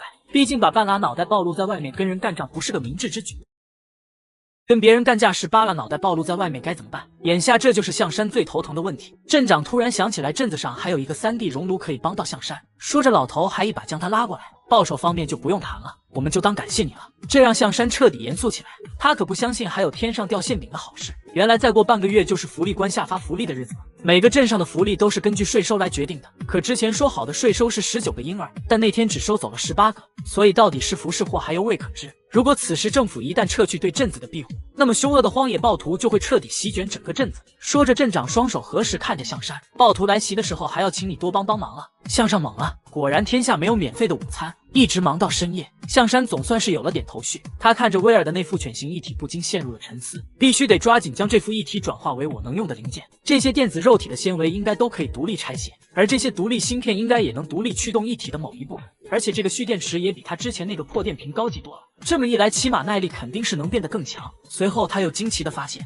就这破狗体内竟然还安装了内燃机。看着地上露出的液体，象山当下用手指摩擦，随后竟是燃起蓝色火焰。这他喵的竟然用的还是乙醇燃料，能用的零件就这些，改装到什么程度他也不知道。首先他需要处理芯片，但他将芯片连接大脑之时，却是发现了一件重要的事，这上面的数据竟然有问题。在这个科技发达的时代，计算机技术竟然是停滞不前了，连程序都是用的最基础的 C 语言，驱动程序不但写法粗糙，更是连封装的程度都没有达到。就像一个舞者，拥有着极具完美的外功，但是内功却是永远停滞在一个境界。思考片刻后，他也只得利用自己脑中残存的知识，重新对芯片进行编写。而此时的游击已经是悠哉悠哉的跑了出来，反正接下来师傅要做的事他也看不懂。自打他拜了象山为师，镇上的恶霸们对他也是敬而远之，毕竟象山可是能够打败武者的存在。然后就在这时，一个高达的身影拦住了他，男人一把抓起了他的衣服，但随即像是想到了什么，便是再次放下。原来这个男人是以诺的手下，而当初推象山进场决斗的也正是他。这一切都是以诺的主意。不得不说，机器人之间的嫉妒心也不是一般的强啊。这个机器人就像嗑了药一样，不但胡言乱语，更是浑身抽搐。刚嗨完没多久，就一枪被人杀了。此时的象山还在紧锣密鼓地编写着自己的芯片，他把脑中的数学程序还有编程语言巧妙地结合在一起，再将内功核心的 C 语言输入，以上所有的数据结合在他身上，形成了一套全新的赛博武术。为了自身的 C 语言不被他人破译，他更是将自己的程序按照更加先进的手法重新排列。终于在经过3728的小时之后，象山也是终于重写完成，并且因此他也获取到了更多知识。这一独一无二的语言绝对是世界上最难懂的，作为一名侠客来说，这也是最强大的语言，没有之一。然而就在此时，以诺驮着嗑嗨了的维利悠哉悠哉的回镇。由于戴森原则的存在，所以绝大多数让人成瘾的东西都不允许销售，但像高酮素这种能让人嗨又不会让人成瘾的东西却是依旧可以。现在的很多人一般在打完游戏或者竞技之后，都会选择打一针让自己放松。以诺还记得第一次注射高酮素时，好像那个人类的身体男人的雄风又回来了。然而就在此时，一个黑影从天而降，手中倒钩甩出，牢牢地控制住了以诺的轮胎。男人缓缓现身后，以诺这才认出，此人正是出了名的荒野暴徒来福，更是团伙 Z 组织内的核心成员。这么一个煞星，他肯定是惹不起的。当下唯唯诺诺地询问来福的用意，而男人却是笑了起来。听说你们的镇子出了一个武者呀，并且他还击败了税务官的贴身武士。以诺一听这件事，立马气不打一处来，瞬间发动马力径直猛冲。然而来福站在原地一动不动，直接打爆了他的前轮。此时的维利也是被这一变动惊醒，当下没有好气，问道搞什么鬼？但人家荒野暴徒哪跟他嘻嘻哈哈，直接一枪干爆了脑瓜子，给他送去了西北。以诺面对这一暴行也丝毫没有办法，依旧是唯唯诺诺。由于他们镇上的税务并没有交齐，所以领主决定取消对小镇的1个月庇护，而来福显然就是打算趁火打劫的第一人。以诺听到这也是彻底吓破了他，当下把象山的来历尽数说了出来。来福也是有点诧异，在失去了所有武道算法后，竟然是还能打赢威尔。另一边，税务官看着眼前的面板，上面竟然都是来福的所有信息，显然他知道来福的一切行踪与目标，只不过他选择默不作声，哪怕他是个荒野暴徒。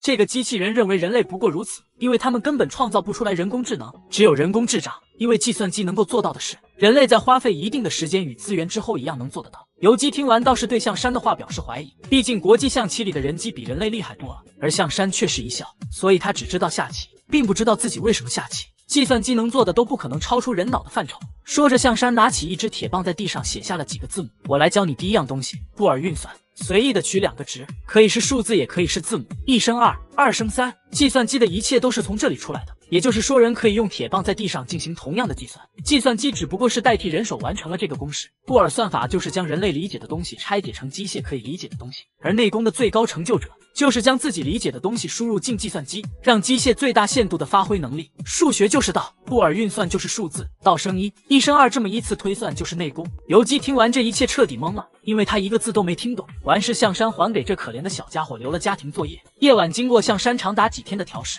结合威尔的全新一体也大概制作完成了。说着，他再次将游击叫到面前，从他脑中缓缓取下芯片。果然，在这个世界，强者是不允许弱者崛起的。游击的芯片内不但没有防火墙，更是有着大量的 bug。象山当先把游击的芯片加固一个防火墙，防止偷窥，接着再次测试芯片内的 bug。果然，这次游击的一体灵活了很多。只要有了这块芯片，游击就能将自己跟普通人区别开。做完这一切后，象山再次紧锣密鼓地制作属于自己的芯片。面对镇长的请求，他其实想过拒绝，虽然不知道为什么，但他总觉得如果放任不管的话，他就失去了自己的初心。虽然面对强大敌人时，最好的办法是逃跑，但武学本来就是一门用来保护弱者的技能。说着，他拿出完成的芯片，帮我把这个芯片装进生物脑，只要有了它，就能真正成为过去的自己。下一秒，象山一体一怔，随即一体竟是直接开启了自检模式。看着地上镇长送过来的一些合金外甲，象山这才明白自己眼下这副一体到底弱到什么地步，必须在福利官到来之前找到一双足以媲美武者的手。而此时以诺已经是独自回到了镇子，他竟是向所有人撒谎说维利的死是因为象山，就因为他没有卖掉那具狗的一体。然而就在这时，镇长二话没说直接开枪，如果不是象山，我们连一个税都交不上。这个镇长突然又硬气了，为了保住小镇，特地斥巨资从外地请回来3个武者，因为今天就是福利官驾到的日子。而这3个武者到来似乎不仅仅是为了御敌，他们对那个不用算法就能打败威尔的家伙更感兴趣。然而就在此时，天空中一架飞机缓缓落地，飞机中缓缓下来一个独眼铁桶的高大男人，后面一台抬婴儿车也被缓缓推了下来。这就是小镇本年的福利，只要有认领意愿的家庭就可以上前认领，看中哪个就可以直接带走。但镇长却是丝毫没有松懈，因为最重要的宣读庇护还没有进行。然而男人做完这一切后径直离开，镇长还想上前说些什么，没想到男人回头看了一眼老头，你不是都准备好了吗？还需要我多说吗？说罢，男人便是自顾自地向后走去。19天后我会宣布庇护成立，眼下也就只能依靠这3个武者了。然而就在福利官飞机离开的下一秒，一名暴徒便是大步流星地冲了过来，好像晚了就会被人抢走什么一样。而身后的3名武者也是同时黑袍一显。只见安东尼手持加特林率先亮相，大哥二话没说对着来人直接开枪，只是没想到对方自转，直接形成一股极具防御能力的龙卷风。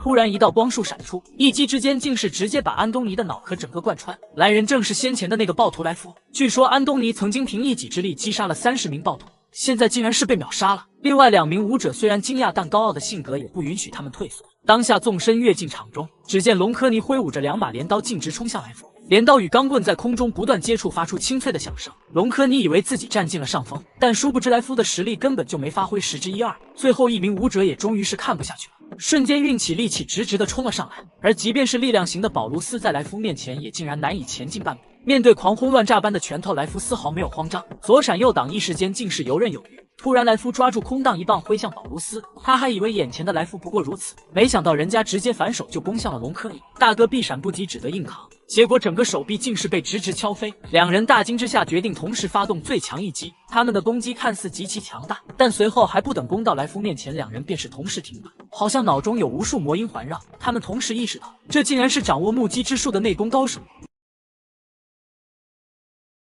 正所谓练武不练功，到头一场空。无论外功训练的再怎么强悍，面对内功高手时，也只得被秒杀的命运。而保卢斯也是认出了莱夫这招。几年前有个侠客暴露了行踪，于是一大批武者想要对他发起挑战。然而这名侠客仅仅只是跟他们对视了一眼，之后他们所有人就像是失去了心智一般，开启了互相残杀模式。而莱夫对眼前这人也是饶有兴致，他也没想到这么个小镇里还有识货的人。就在莱夫准备发动最后一击干掉保卢斯之时，他的动作却是发生了迟疑。原来刚才跟3个武者对战的不是莱夫一人，而是还有一个他的搭档劲爆魁。莱夫注重外功的修炼，但内功只是个入门级，劲爆魁则是专究内功，外功更是一窍不懂。两人通过 WiFi 将身体相连，并且莱夫将自己一眼的权限分享给劲爆魁，供他发动内功。他之所以阻止莱夫杀掉保卢斯，正是因为看中了他的外功技巧。坦克保卢斯在外功高手里可是有那么一席之地的。然而保卢斯听到这还以为莱夫要放了自己，当下就准备放点彩虹屁好撩杆子，没成想莱夫下一秒竟是拦住了他。我让你活命，但是你必须要加入我们了。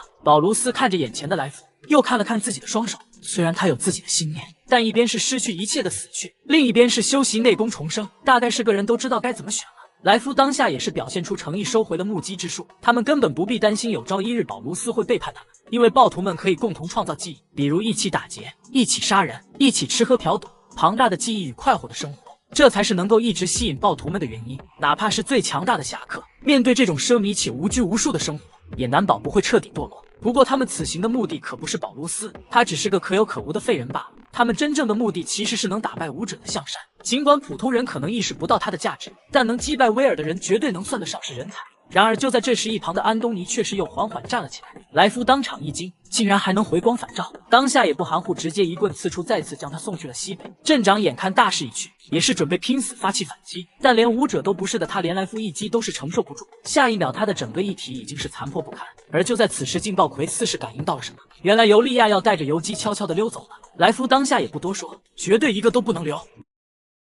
男孩一击之间被人炸断了右腿，尤利亚深知大事不妙，立马鼓励催促游击赶紧起身修理一体。但此时游击的注意力还全在妈妈身上，丝毫没有注意到一旁步步逼近的莱夫。尤利亚请求莱夫不要伤害自己的孩子，甚至连自己的脑液都可以付出。可仅凭他目前的一体还不至于让来福动心。只见他上前一把抓起游击，跟我说说你从垃圾堆里找出来的那个男人吧。游击这才明白，原来这个暴徒的目标是自己的师傅。来福听到这个也是懵了，只有成名已久的侠客才配让弟子叫自己师傅，他也没想到自己碰巧竟然是遇到了一条大鱼。侠客们可是最难被活捉的，他们宁愿去死都是不愿做奴隶。来福与劲爆葵当下决定先给象山下个木马控制他再说，他们甚至是已经想好了象山加入他们以后的场景。于是乎为了引象山出来，来福用长棍挑着游击便是在镇子里大摇大摆的游行。居民们看着气愤，但却是没有一个人敢上前制止。然而就在这时，来福察觉到了危险的气息，猛然一个转身，这才发现竟然是以诺这个废柴。来福倒是不见外，一边拦住以诺，一边还亲切地打着招呼。游击这才明白过来，原来以诺竟然是勾结暴徒，并且还害了他的母亲。以诺一听这话，瞬间也懵了，自己心爱的尤利亚竟然是被自己间接连累了。但是面对强大的对手，以诺最终还是怂了。然而此时的象山正在进行改造的最后一步，融合威尔的记忆，这样一来，他的招式武学都可以尽数为象山所用。而此时的来福已经是来到仓库门口，他查探着里面的情况，丝毫不敢大意。面对着屋内唯一的热源，来福与劲爆葵双双做好了战斗的准备。随后来福开口大喊，开始还很客气，但到了最后也是成了污言秽语。而屋内的象山已经到了最后的关头，他的最后的一体双臂即将安装完成。见象山依旧没有任何反应，来福当下上前将游击扔到空中，随后手中铁棍挥舞，一声巨大的爆炸声传来。随着游击身体的破碎，地面也被来福砸出一个巨大的坑洞。然而就在他准备痛下杀手之时，一个黑影猛然从屋内飞出，速度快的竟然是连劲爆葵这个内功高手都没有看清。只见象山一身武者铠甲死死地压住了铁棍，他没有丝毫犹豫，当下又拳猛轰向来福的小腹，随即一把将地面上的游击托起，直直地跳了出去。看着吐血重伤的游击，他心疼不已。仅仅是被改装了一部分，那种钻心的疼痛，天知道这个孩子是怎么承受下来的。男人刚收的徒弟为了掩护自己被人打成了重伤，与他不同的是，游击的身体并未完全改造，身上还有痛觉。象山紧紧盯着游击残破的躯体，双腿、内脏和腹腔都受到了严重的损害。不过好在损坏的器官都可以用人工修补。他死死盯着那个暴徒，你就是白银传动轴来夫吗？这些记忆来自于威尔的那张芯片。中型暴徒组织自己的四当家，擅长的棍术流派名为 SSC 三冰合一棍，算是一门风格多变、战术灵活的正宗武道。据说在残奥会的搏击项目中被一个拳师击败，赛后便是用棍术杀死了对手。师傅得知后将他逐出师门，没成想来福一怒之下便是屠杀了整个师门。象山看着一系列来福的介绍不禁笑了，就你这样的也能算是武者吗？仗着有一技傍身便是恃强凌弱。来福闻言更是觉得可笑，武者学武不恃强凌弱又能干嘛？他死死盯着象山，你那套弱小对付强大的理论早就过时了，世界上根本没有真正意义上的弱胜强，江湖上只有强大的人才能生存。说着，来福并未急着出手，而是对象山抛出了橄榄枝。虽然你之前是混武龙道的，但现在根本没有人会信奉那一套，不如来我们绿林道，至少没有那么多约束。象山闻言却是有些懵，在结束暴政之后，那些刺客与江湖不是应该消失了吗？为什么会有人重新定义一种活法，还命名绿林道？不过象山对他也没什么兴趣，难道说你们妖人入伙都是带着杀人的心思来的吗？来福倒是也没有生气，他早就做好了战斗的准备，当下长棍立于身前，大剑剑术。象山凭借威尔的记忆芯片，深知这些功法的厉害，这种级别的高手挥棍不亚于挥刀，如果被击中，很有可能会被一劈两半。象山紧忙在脑中计算着对方出手的各种策略，单从一体的强悍程度来看，无疑对方占尽了优势。而他还发现了来福体内那强悍的目击之术，思绪间劲爆葵的攻击已然是来到了象山面前，下一秒红外线长驱直入，触及象山一眼。两人同时大喜，还以为成功控制了象山，但随后他们却是发现丝毫没有效果，这更像是被什么东西阻挡了。劲爆葵见状有些懵了，这难道就是防火墙？但是他又没有发现丝毫的痕迹，难道说真的有这种上乘到察觉不到的内功吗？但对象山来说也并非是完全没有效果。在这一股代码的刺激下，他像是想起了什么，脑海中缓缓出现一个女人，她眼睛余光瞥着象山，我教你3招可好？只要你学会了这3招，往后对上谁都不会吃亏。最上乘的武学就是检验自身，攻击收放间不留一丝痕迹。人们也把这最强的3招称之为屠龙3招。第一招快速检索自身软体内异常数据，第二招运行外来代码，直接混淆重新排列，然后封装再送回数据，第3招消除自己的侵入痕迹。看上去这3招技能非常之平凡，但其中却是有着超乎技术的智慧。随即来福便是发觉了自己一眼的不对劲，自己的视野竟然是受到了影响。就在刚才象山接下他目击之术的瞬间，他便是以红外线频段向来福一眼之内投射了数个二维码，就是这几个二维码导致来福彻底失去了画面，并且劲爆葵送出的恶意代码通过来福的身体，最后竟是又送回了劲爆葵体内。目击所做的防护在真正的程序员面前根本不堪一击。劲爆葵终于意识到了事情的严重性，他当下叮嘱来福必须尽快解决战斗。然而此时已经是晚了，劲爆葵的发出的指令已然是被象山尽数使用，而以劲爆葵的水平还不足以解决这样的问题。再过3分钟，他们两人就会因为温度过高被彻底烧毁。眼下对他们来说，唯一的希望就是尽快解决象山，然后逃走等待救援。来福当下也不含糊，脚下猛然蹬地，直直的冲了上来。但是象山又岂是那种坐以待毙的人？当下纵身跃向一旁，躲开来福的致命一击，随即在空中不断变换方向，试图找到来福的破绽。而对方的外攻实力明显也不弱，手中长棍不停对着象山所到之处挥舞攻击。然而象山抓住长棍落地的空档，迅速抓住一头。尽管来福连人带棍一同挑起，象山依旧死死抓住不放手。两人的一体重量差距实在太大，一时间象山竟然无法发起反击。随着来福长棍的不断猛烈挥舞，象山终于也是坚持不住了，但他依靠自身的灵活跃上了一旁的房子，也避免了重击下受伤。随即象山发现右臂竟是失去了控制，可能是刚才缓冲的时候受到了一定的损伤。下一秒来福再次锁定了他，随后手中的长棍就跟了上来。此时的象山也只能疯狂逃窜，拼力量拼不过，速度也只是相当，更别提说什么防御力了。随即他稳住身形，死死盯着来福接下来的一击，终于让他抓到了机会。就在长棍落下的瞬间，象山不退反进，直直的跃向了空中。他渐渐的已经摸清了来福的路数，武功归根结底来说还是一门暗杀之术。尽管身体强横程度不够，但只要一击毙命，应该就没什么问题了。与比自己强壮的人对战应该怎么办？可以利用自己的特点不断走位躲避攻击，暗中寻找机会与对手的弱点，然后一击必杀。象山面对袭来的长棍不断在场中辗转腾挪，每次来福长棍送到眼前之时，他都会以各种姿势进行躲闪。这套 SSC 三兵和一棍他当真还没见过，应该是他沉睡期间发明出来的。不过这一战的凶险程度远远不如当初与威尔的那一战，虽然对手更强了，但当时自己那副垃圾一体完全就是一些铁器拼凑出来的。如果说威尔的一体算100分，那么来福的一体起码要300分，而自己当时的一体也就是1分。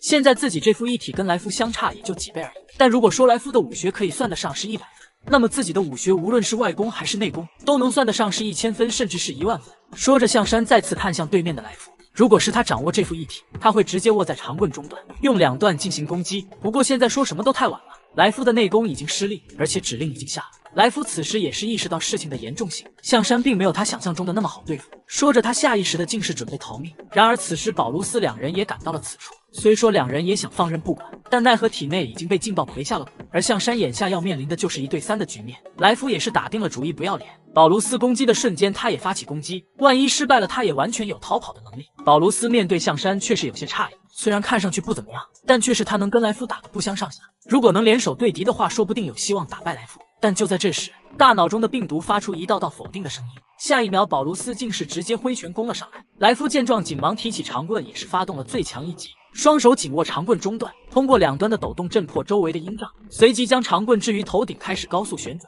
这样的动作他只能维持3秒，但眼下这情况已经步步的那么多。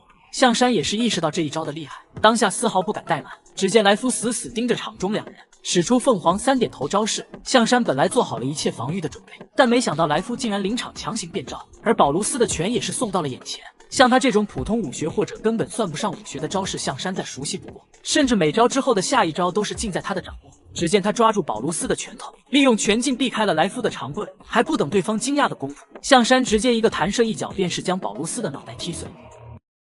战斗中1对2该怎么办？最好的办法就是先腾出手来把弱的解决，就像象山这样直接一脚给帮手的脑瓜子踢飞。来福见保卢斯惨遭毒手，当下也不含糊，直接扔下棍子，一个人撩了杆子。象山不由愣住了，这逃跑速度真是没谁了。然而就在这时，一辆卡车从一旁的房间里冲了出来，只听尤利亚一边追赶来福一边大吼，还不等他反应过来，尤利亚直接一个甩尾冲了上去，他顶着来福，甚至一连撞穿了好几栋房子。来福见状不由得大怒，当下挥拳就要给尤利亚底送去西北。然而就在这时，象山从天而降打断了他。来福彻底的怒了，他哪受过这委屈，突然伸手抓住象山，想要同归于尽。然而象山早就料到了这一手，滑到一边躲开了这一击，顺势将这一击的力道尽数还了回去。而此时来福的 CPU 已经濒临燃烧，而他只能是不甘的乖乖躺在地上。一直藏在远处的劲爆葵此时也是现出了原形，象山一个弹射冲了出去，下一秒便是稳稳的落在了劲爆葵面前。大哥瞬间懵了，战斗中一旦现身，他就跟送人头没什么两样。当下亮出身体一侧的枪炮，还想挣扎一番，象山立刻反应过来，直接一个滑铲直直将劲爆葵踢了出去。做完这一切后，象山再次冲向了来福，而对方知道自己今天必死无疑，并没有退让，露出自己本来的面孔，缓缓挤出了最后一个狞笑。只见象山冲到来福面前，迅速起跳，在空中顺势一个鞭腿将来福的脑袋踢飞了出去。一旁的劲爆葵见到好友惨死，也彻底心凉了。他现在首先要做的应该是逃命啊，还没跑出去多远，劲爆葵的身体竟然是自己燃了起来。原来象山在他体内下的指令现在才爆发，此时的场内就只剩下了最后一人，那个保罗斯的同伴。他怎么也想不到眼前这个不起眼的小个子有这种实力，当下还以为是在做游戏，然而下一秒像山光速般的出拳，既然是将他击倒在地。镇长此时也赶到此处，见状刚想上前拦截象山，但终归是晚了一步。大哥的脑袋瓜已然是被轰得粉碎了。镇长见状似乎是打击太大，竟是直接晕了过去。但随后象山倒是发觉了不对劲，按理说侠客杀了暴徒之后得到的应该是民众的欢呼才对，但是为什么这里的人都死死盯着自己，仿佛是在害怕什么一样？人们在面对欺压自己的坏蛋被消灭时，首先想到的可能不是欢呼雀跃，而是像看怪物一样看着他们的英雄。大战过后的象山一体也是受到了不同程度的损伤，他也是向医生说出了自己的不满。其实镇民们也只是见不得那种直接破坏生物脑的行为，毕竟那可是违反戴森原则的。说话间，那只带着镰刀的手臂已然是被装到了象山身上。在象山看来，戴森原则就是一个笑话，强者有着任意蹂躏弱者的自由，弱者却因为戴森原则无法反抗。这个时代看似是自由的，但这种自由是相对的。或许正是因为这样，这个世界上的侠客才不会完全消失。不过说起对侠客的记忆，象山突然意识到自己遗忘的东西可能比想象中的要多。我一定是个很有故事的男人。而象山对这对带着镰刀的手臂很是满意。古典动力传动与人体肌肉纤维结合，兼具力量的同时又不失灵活。而医生也是将以诺出卖小镇，并且指使维利推象山的事告诉了他。出卖完别人就想跑路，象山显然不想就此放过他。虽说这种私下审判的行为是不道德的，但在狭义的层面上来说，这是无可厚非的。而此时被重创的游击依旧处于昏迷，虽说保住了性命，但是心脏、肾脏、肝脏全部被替换成了人工材质。因为游击的关系，现在尤利亚对自己也是敬而远之了。而且在杀掉隆科尼之后，现在小镇上的居民对他似乎也是恐惧不已，毕竟谁都不想与一个完全失去庇护的杀人魔走太近。然而直到这时他才想起来，外面还躺着另外2具无者的遗体，当下也没有多想，直接将另外的几具遗体带回小屋。他首先得知道那些所谓的绿林道是个什么鬼。然而从来夫的记忆里却是发现了让他大为震惊的东西。所谓的绿林道就是到处烧杀抢掠，男人的遗体做成工程机械和炮塔，女人的遗体就做成高级玩偶，就连小孩他们也是丝毫不放过。然而随后他发现，这个芯片里不止来福一个人的记忆，所谓的 Z 组织都是记忆共享的。如果被植入了这种毫无约束的记忆，那就像吸食了毒品一样，疯狂残暴的种子就会在心底生根发芽。鲜血杀戮，这又算是什么狗屁自由？突然象山又是意识到，自己又何尝不是一个暴力的使用者？虽说暴力与暴力之间存在着差异，但终究还是伤害他人的东西。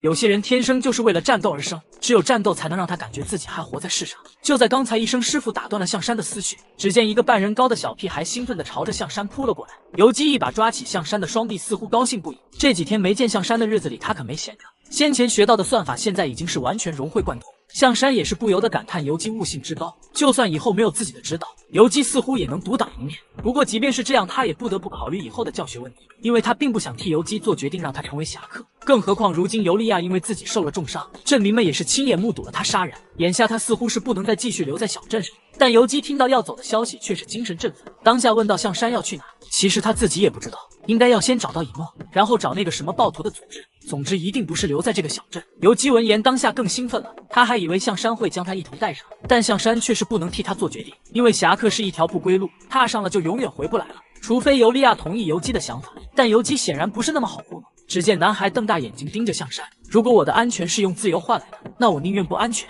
这一刻，象山在游击的身后看到了武者的影子，不过他还是不能私自带走游击，就像他对这里来说仅仅只是一个过客。象山见这小子倒是如此执着，于是他也只得退一步，只要你的母亲同意，我就带你走。象山又何尝不知他本次行动出去的危险？经过连续2场的大战，终于他也知道了自己到底想要什么。只有不断的去战斗，才能唤醒自己那丢失的记忆。或许自己的前世也是这样，为了达到一个目标不断战斗，在不知道哪一次的战斗中惨遭失手。而这一世象山的目标很明确，无论是残暴的绿林道，还是压迫无辜平民的贵族们，只要是恶人便都是他出手的目标。当然还有那个创造了这一切的万机之父，即便如今的他很弱，但是可以通过一次次的战斗从敌人那人夺取遗体，也可以夺取武功，夺取资源。只要他象山不死，那么总有一天可以遇到那个暴君。或许这就是象山真正强大的地方，他宁愿忘了自己是谁，也绝不愿忘了武功的初心。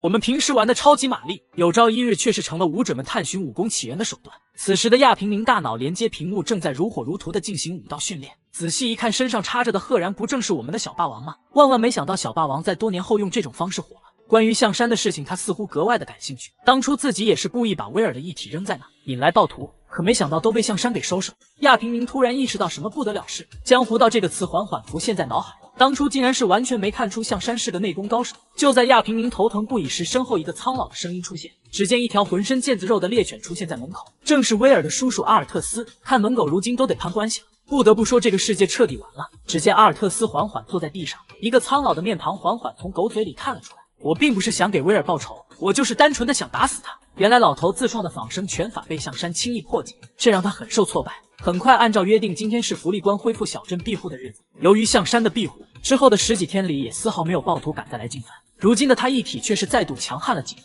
整个身体完全按照人类身体的比例还原了肌肉走向，该重的重，该轻的轻，这样才能在战斗中更好的发动攻击，还能不失灵活。不过一切都完成的他，如今也该离开镇子。经过10几天的潜心修炼，他利用来福几人剩下的一体碎片，竟是又打造了一个工具。他看着自己的大作，不由得有些兴奋。不如就叫这个东西为驴吧。而他诞生的那一刻，便是也完成了认主意识。镇上的人早就迫不及待地去广场等待福利官了。而象山看着远处的荒野，又回头看了看破旧的小镇，明明只是个垃圾堆，但为什么心里还是有点舍不得？而就在这时，镇长乘坐尤利亚拦下了象山。虽说象山无情地在镇子里杀了人，但不管怎么说，这段时间如果没有他，这个小镇可能早就不复存在。而镇长也是递上来一个东西，还说是游击特意嘱咐的。象山打开一看，愣住了。这个赫然不正是游击的备用芯片？还记得当初自己跟游击说过，只要废掉这个芯片，游击就可以彻底与象山分开。他接过芯片，当下在脑中进行的格式化，扭头便是往镇子外的方向走去，心中五味杂陈，不知是舍不得小镇，还是舍不得游击。他停下脚步，请告诉游击，最近这几天我对他的表现很失望啊。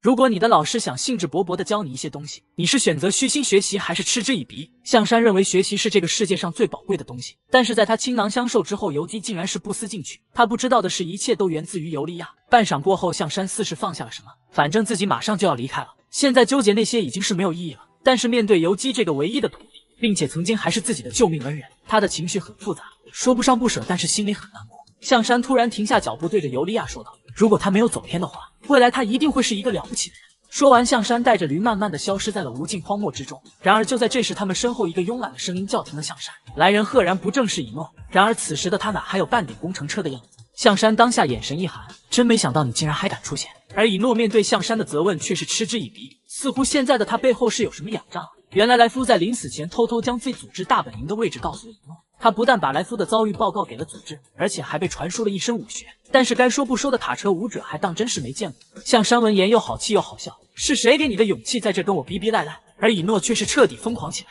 声嘶力竭的似乎是想发泄着什么。以前的以诺在镇上可谓是说一不二，但自打游击挖出象山之后，一切都变了。所有人都觉得象山是个大英雄，此时的象山已经是彻底无语。你这个逻辑当真是闻所未闻啊！我就问你一句，在我面前现身，你做好准备了吗？说着，象山也不再跟他废话，当下双手合十，将身上的高频震动汇聚到手刀之上。这种技术恰恰就是破解军武道的技巧。所谓军武道是被独立出来的一种武学，这是一种高度专业并且普通人根本难以接触的东西，类似于超级坦克、航空母舰之类的东西。如果说侠客的武学是用来起义，那么军武道则就是用来镇压。然而镇长却是打断了象山的思绪，他担心如果现在杀了以诺，可能会因为违反戴森原则而被取消庇护。象山丝毫不以为然，反正他压根也没在庇护之中。突然心中一阵不适感传来，象山愣了一秒，明明没有心脏，为什么还会有这种感觉？随即天空中一架无人机飞过，他这才明白竟然是电磁波的影响。象山死死盯着空中的无人机，似乎是已经看到了他背后的操纵者。而在不远处的荒野中，一个黑影正在狞笑地盯着他。